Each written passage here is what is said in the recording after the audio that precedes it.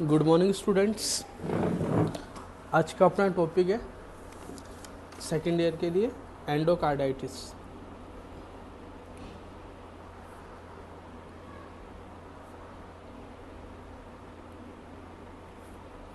Endocarditis word से ही देखो, endo मतलब एंडोकार्डियम और कार्डाइटिस मतलब inflammation of the endocardium layer. Endocarditis मतलब inflammation of endocardium layer of the heart. Inflammation of the endocardium layer. अब endocardium layer कहाँ होती है? ये अपना जो हार्ट है, पेरिकार्डियम, मायोकार्डियम और एंडोकार्डियम। एंडोकार्डियम मतलब inner layer of the heart.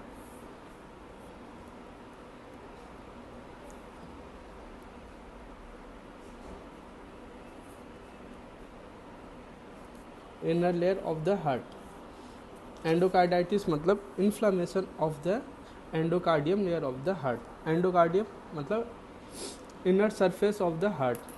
आ गया समझ में? इसकी डेफिनेशन सिंपल सी डेफिनेशन रहेगी।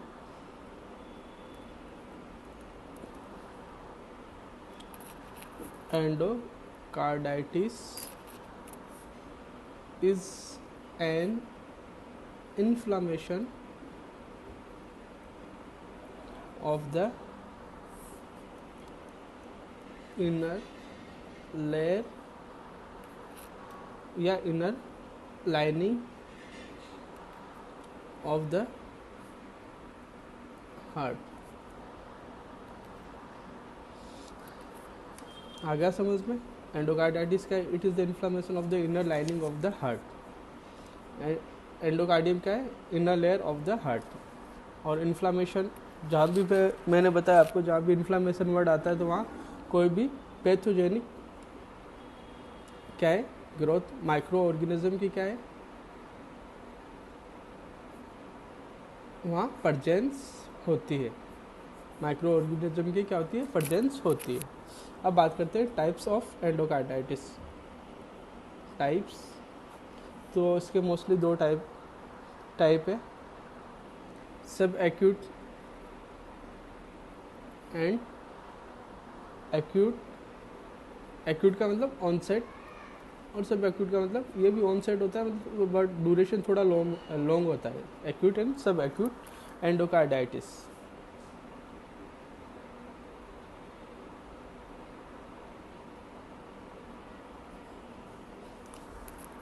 सब acute endocarditis it means it has longer clinical causes, more general onset। Onset से लंबे होते हैं इसके जो क्लिनिकल कॉजेज है, और जो पैथोजन होता है, माइक्रो ऑर्गेनिज्म होता है, वो लेस टॉक्सिक होता है। क्या होता है? लेस टॉक्सिसिटी वाला ऑर्गेनिज्म होता है और वीक पैथोजन होता है। क्या होता है? Weak pathogen. ये तो हो गया आपका सब एक्यूट। और एक्यूट में क्या होता है? ये होता है शॉर्ट ड्यूरेशन का, जो क्लिनिकल सिम्टम्स है वो क्या होते हैं, क्लिनिकल कॉजेज है वो क्या होते हैं, मोर टॉक्सिक होते हैं। क्या होता है? More toxic. जो पैथोजन है वो मोर टॉक्सिक होता है, टॉक्सिसिटी उसकी ज़्यादा होती है, और माइक्रो ऑर्गेनिज्म भी बहुत ज़्यादा होते हैं। और दूसरी बात, जो क्लिनिकल कोज सिम्टम्स है वो शॉर्टर होते हैं, बहुत जल्दी अपीयर हो जाते हैं। उसमें क्या होते हैं, लॉन्ग टाइम लगता है अपीयर होने में, बट इसमें क्या होता है, शॉर्ट टाइम लगता है जो भी सिम्टम्स है वो अपीयर होने में। ये हो गए आपके टाइप्स। अब बात करते हैं इसके कॉजेस। किसके कॉजेस? एंडोकार्डाइटिस के कॉजेस। क्या क्या कॉजेज हो सकते हैं एंडोकार्डाइटिस के? क्योंकि इट इज़ द एंडोकार्डाइटिस, मतलब it is the inflammation of the inner layer of the heart. Inflammation हो रहा तो वहाँ कोई भी माइक्रो ऑर्गेनिज्म की क्या होगी, प्रेजेंस होगी। तो फर्स्ट है bacterial causes, bacterial causes. Bacterial में भी कौन सा है, staphylococcus aureus and alpha haemolytic streptococci,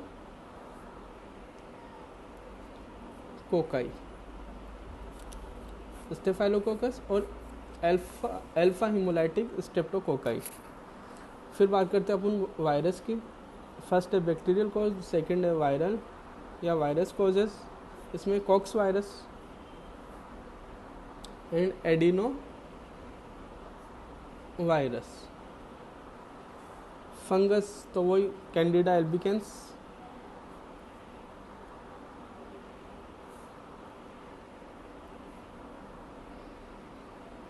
ये तो हो गए माइक्रो ऑर्गेनिज्म कॉजेस।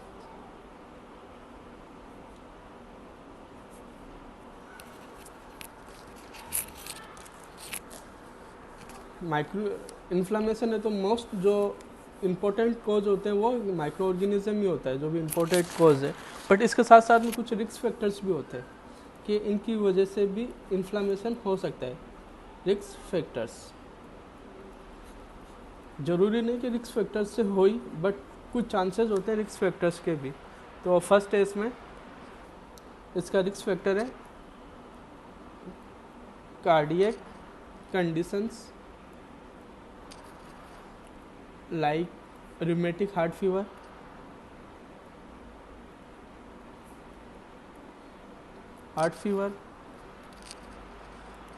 सेकंड है, मतलब ये भी इन्फ्लामेशन की वजह से होता है, rheumatic heart fever। सेकंड है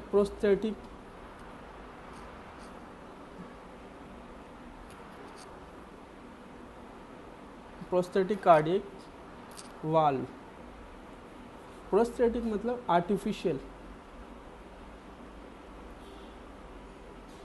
आर्टिफिशियल कार्डियक वॉल, या अपन बोलते हैं वॉल रिप्लेसमेंट। तो अगर वॉल रिप्लेसमेंट किया हुआ, अपन बोलते हैं आर्टिफिशियल अगर वॉल चेंज किया हुआ, तो इस कंडीशन में भी क्या हो सकता है, इन्फ्लामेशन हो सकता है। कौन सा, एंडोकार्डाइटिस। फिर एरोटिक डिजीज, ओरेटिक वॉल डिजीज। अगर एरोटा में कोई वॉल डिजीज है, ओरेटिक वॉल में कोई प्रॉब्लम्स है, तो उसकी वजह से भी क्या हो सकता है, कॉजेज हो सकता है। फिर मिट्रल वॉल, रिगर्जिटेशन,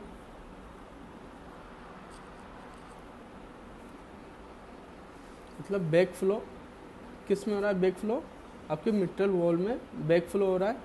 ये कार्डियोमायोपैथी की वजह से होता है, बहुत सारे कॉजेज इसके, और वॉल डिसऑर्डर्स की वजह से होता है मिट्रल वॉल रिगर्जिटेशन। इसमें क्या होता है, बैक फ्लो होता है, जो ब्लड है उसका बैक फ्लो होता है किसकी तरफ, जो मिट्रल वॉल है वो बैक साइड में क्या हो जाते हैं, फोल्ड हो जाते हैं, और जो ऑक्सीजनेटेड एंड डीऑक्सीजनेटेड ब्लड क्या हो जाता है, आपस में मिक्स हो जाता है। तो उस कंडीशन में भी क्या हो सकता है, आपका मिट्रल वॉल रिगर्जिटेशन की कंडीशन में भी एंडोकार्डाइटिस हो सकता है। इसके अलावा फिर वही ventricle septal defect. Ventricle septal defect मतलब जो आपका हार्ट है,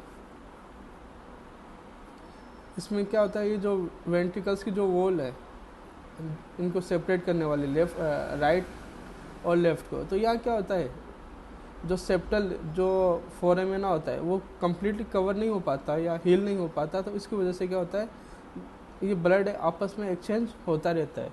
तो अगर वेंट्रिकल सेप्टल डिफेक्ट है तो उस वजह से भी क्या हो सकता है, आपको एंडोकार्डाइटिस की कंडीशन डेवलप हो सकती है। इसके अलावा अपन एंजियोग्राफी या एंजियोप्लास्टी करवाते हैं, तो उसमें भी आपको एंडोकार्डाइटिस की कंडीशन डेवलप हो सकती है। प्रोलॉन्ग आईवी थेरेपी, अगर प्रोलॉन्ग आईवी थेरेपी है तो इसका रिस्क होता है एम्बोलिज्म। तो अगर एम्बोलिज्म की कंडीशन डेवलप हो रही है तो भी आपको इंक्रीज रिस्क हो सकता है एंडोकार्डाइटिस का। अगर इम्यूनोसप्रेसिव जैसे कॉर्टिकोस्टेरॉइड थेरेपी अगर आप ले रहे हो तो इस कंडीशन में भी आपको हो सकता है साथ में इम्यूनोसप्रेसिव एंड कॉर्टिकोस्टेरॉइड थेरेपी अगर आपको स्टार्ट कर रखी है प्रोलॉन्ग टाइम तक, तो ये भी रिस्क की कॉज होता है किसके लिए, एंडोकार्डाइटिस के लिए। ये तो हो गया इसके कॉजेस। नेक्स्ट अपन बात करते हैं पैथोफिजियोलॉजी की। Pathophysiology of the endocarditis. तो फर्स्ट वन देखेंगे अपन, ड्यू टू ईटियोलॉजिकल फैक्टर्स। इसमें आ जाएगा माइक्रो ऑर्गेनिज्म, जो भी है बैक्टीरियल है, वायरल है, जो भी है, ये क्या करेगा, ये डैमेज करेगा। किसको डैमेज करेगा, it leads to the damage to endothelial surface. जो भी आप एंडोकार्डियम का एंडोथेलियल सरफेस को क्या करेगा, डैमेज करेगा एंड कॉज एनाटॉमिक और थेरेपेटिक चेंजेस। इसकी वजह से क्या होता है, एनाटॉमिकल चेंजेस आएंगे और थेरेपेटिक जो भी फंक्शनल चेंजेस है वो क्या होंगे, चेंजेस स्टार्ट हो जाएंगे। इट लीड्स टू, फिर चेंजेस स्टार्ट हो गया तो क्या होगा, फॉर्मेशन ऑफ वेजिटेशन, मतलब बैक्टीरियल ग्रोथ। यहाँ क्या करेगा, जो एक ऐसे कवर कर लेगा जो लेयर है वहाँ वेजिटेशन बना लेगा, कंसिस्ट ऑफ फेब्रिन एंड लिपोसाइट्स। ये वेजिटेशन क्या कर लेगा, यहाँ फॉर्मेट कर लेगा, फॉर्मेशन ऑफ वेजिटेशन हो जाएगा, जहाँ बैक्टीरियल क्या हो जाएगी, ग्रोथ हो जाएगी। इस हिसाब से एक जगह ये क्या हो जाएंगे, इकट्ठे हो जाएंगे और यहाँ ये ग्रोथ स्टार्ट कर देंगे। तो इसकी वजह से क्या आएगा, इसमें 3 चेंजेस आएंगे एंडोकार्डाइटिस की वजह से। फर्स्ट है लेफ्ट साइड हार्ट में अपन देखेंगे चेंजेस। इसमें क्या चेंजेस आएगा, अगर यहाँ वेजिटेशन है तो ये वेजिटेशन की वजह से ब्रेन, किडनी एंड लिम्फ, इस एरिया को क्या करेगा, ये इन्फेक्ट करेगा या ऑब्स्ट्रक्ट करेगा। कोई भी वेजिटेट वहाँ से टूट के कहाँ पहुँच सकता है, आपके ब्रेन में पहुँच सकता है, किडनी में पहुँच सकता है, लिम्फ में पहुँच सकता है। तो उस एरिया को क्या कर देगा, ये इन्फेक्ट कर देगा, मतलब ऑब्स्ट्रक्ट कर देगा। इसमें सीवियर होने के चांसेस ज़्यादा रहेंगे, सेरेब्रोवास्कुलर एक्सीडेंट होने के चांसेस ज़्यादा होते हैं। तो एक तो ये कॉजेज रहेगा, कौन से साइड से, लेफ्ट साइड से। राइट साइड की बात करें, क्योंकि लेफ्ट साइड क्या करता है, blood supply to the body को ब्लड सप्लाई करता है। तो अगर लेफ्ट साइड में है तो ये आपको ब्रेन में भी पहुंच सकता है और आपका ब्रेन, किडनी और लिम्फ को क्या कर सकता है, इन्फेक्ट कर सकता है। राइट साइड एम्बोलिज्म है अगर, तो ये किसको इन्फेक्ट करेगा, लंग्स को क्या करेगा, इन्फेक्ट करेगा। मतलब ऑब्स्ट्रक्शंस किसको करेगा, ये आपके लंग्स को ऑब्स्ट्रक्ट करेगा, क्योंकि ब्लड सप्लाई किसको करता है, लंग्स को ब्लड सप्लाई करता है, डीऑक्सीजनेटेड ब्लड। और अगर लोकल वाल्व है, अगर वाल्व के अंदर ये डैमेज कर रहा है,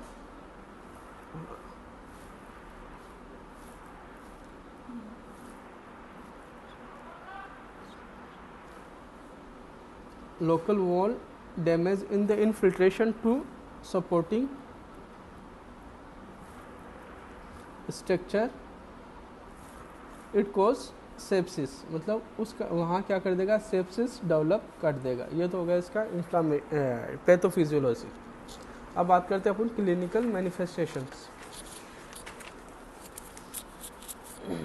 CM, तो इन्फ्लामेशन है, तो इन्फ्लामेशन है तो फर्स्ट क्या आएगा, फीवर रहेगा, सेकंड फीवर विथ चिल्स,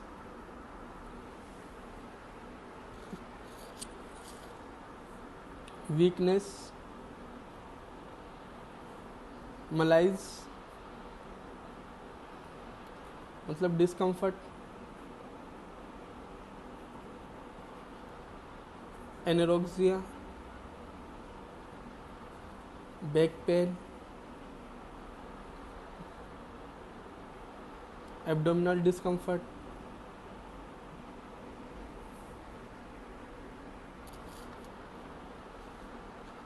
और कार्डियक मरमर।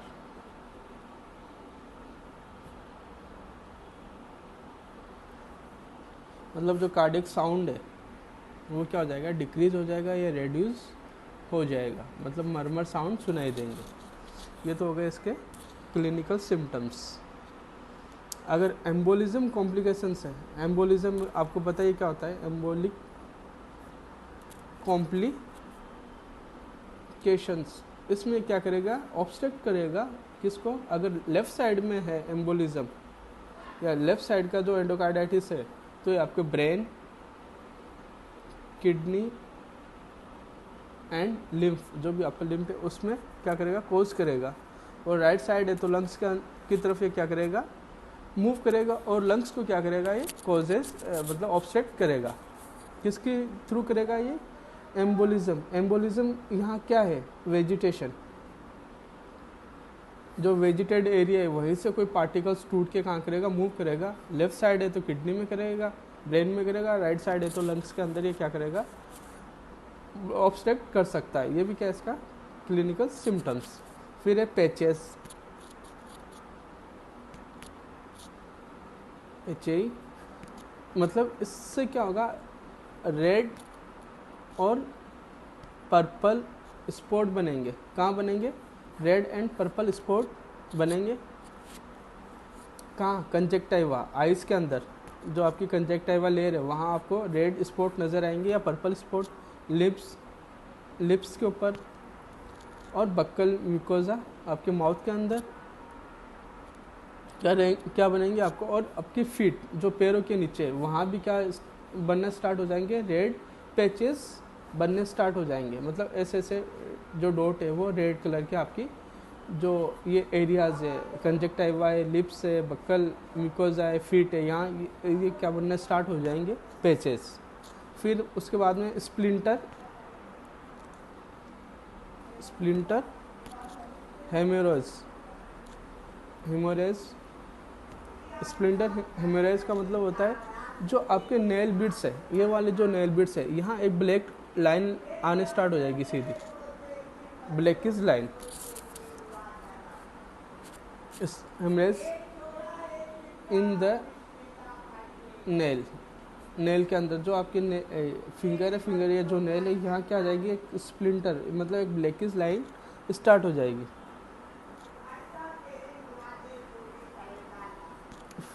फिर ऑस्लर्स नोड्स, ये क्या इसके क्लासिक सिम्टम्स है, ऑस्लर्स nodes.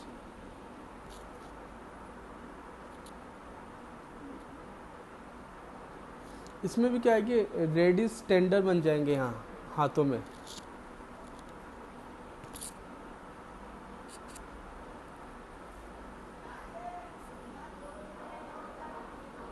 Fingers, toes, nose and ear lobes के अंदर क्या बन जाएंगे, रेड कलर के नोट्स स्टार्ट हो जाएंगे, नोट्स बनना, मतलब हल्की हल्की गांठी टाइप में बनना स्टार्ट हो जाएगी। ये हो गए इसके। और क्लम्बिंग फिंगर्स,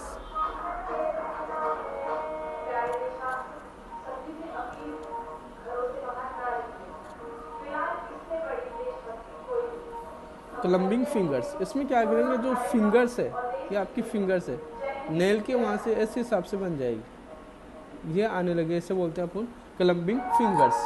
ऊपर की तरफ क्या हो जाएगी, मूव करेगी, उड़ जाएगी।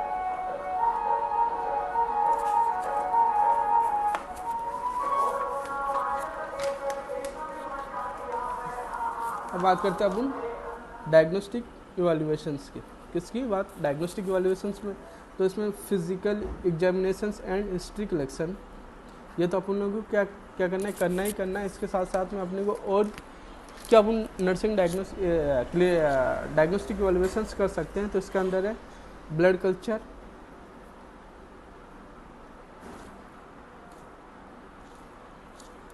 ब्लड कल्चर टेस्ट, इसमें अपने को पता चल जाएगा कि कौन से बैक्टीरिया और वायरस क्या कर रहे हैं, ग्रोथ कर रहे हैं।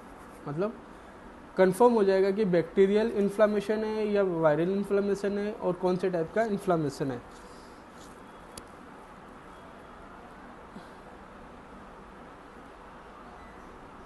उसके बाद में सीबीसी करेंगे, ईएसआर करेंगे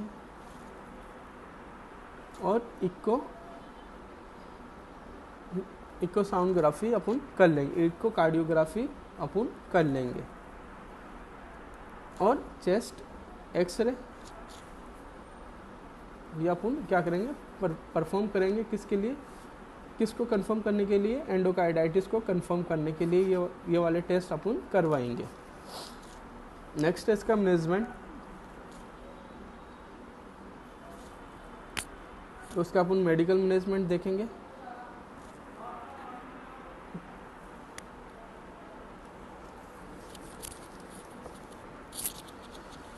तो एंटीबायोटिक के माइक्रो ऑर्गेनिज्म की क्या यहाँ ग्रोथ है, किसकी ग्रोथ है, माइक्रो ऑर्गेनिज्म की। तो अपना जो मेडिकल मैनेजमेंट है तो इसमें क्या रहेगा, ब्रॉड स्पेक्ट्रम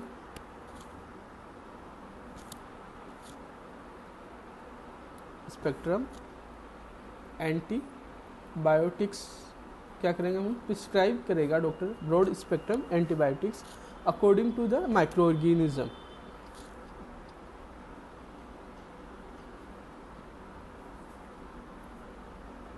माइक्रो ऑर्गेनिज्म तो इसमें अपन दे सकते हैं एम्पिसिलिन, अमोक्सिसिलिन,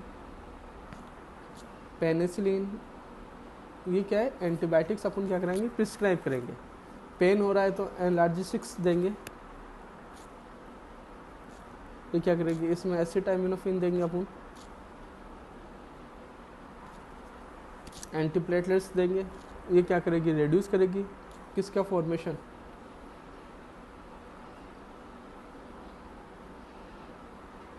क्लॉट फॉर्मेशन को क्या करेगी, रिड्यूस कर देगी। एंटीफंगल, अगर फंगस है तो ये एंटीफंगस देंगे। तो ये डिपेंड करती है, जो भी मेडिकल मैनेजमेंट है ये डिपेंड करता है आपके कल्चर के ऊपर, मतलब माइक्रो ऑर्गेनिज्म के ऊपर ये क्या करेगा, डिपेंड करेगा। सर्जिकल मैनेजमेंट इसका क्या हो सकता है,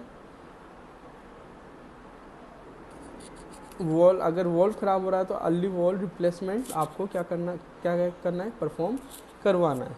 अर्ली वॉल रिप्लेसमेंट थेरेपी आपको या रिपेयर आपको जल्दी से जल्दी करवानी है। ये हो गया आपका एंडोकार्डाइटिस। Thank you students.